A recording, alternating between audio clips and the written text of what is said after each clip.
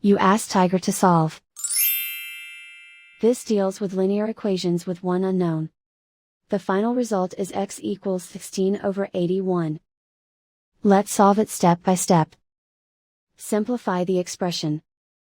Group the coefficients.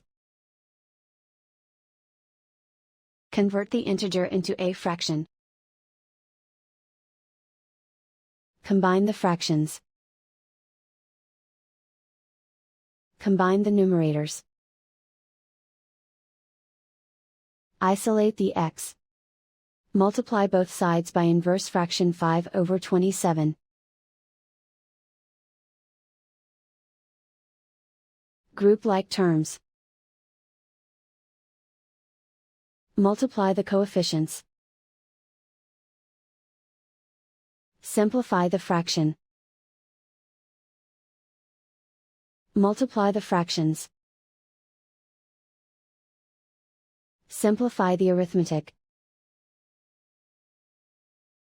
And so the final result is x equals 16/81.